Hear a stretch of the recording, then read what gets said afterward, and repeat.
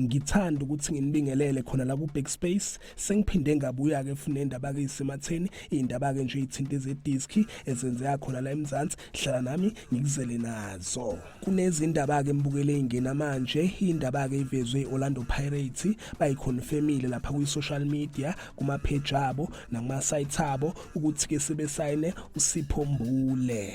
Lezi ke mbukele indaba ke nje ithuseka abantu abaningi emangaze abantu abaningi ngenxa ukuthi ke phela kuSipho Mbule ebelinkwe kakhulu nayo ke lapha iKaizer Chiefs. Kodwa naye iOrlando Pirates namhlanje ke ishaye ngesurprise ivele ke yaveza nje indaba ejabulise izwe lonke ukuthi ke uSipho Mbule usejoyine wona ke amaBuccaneers.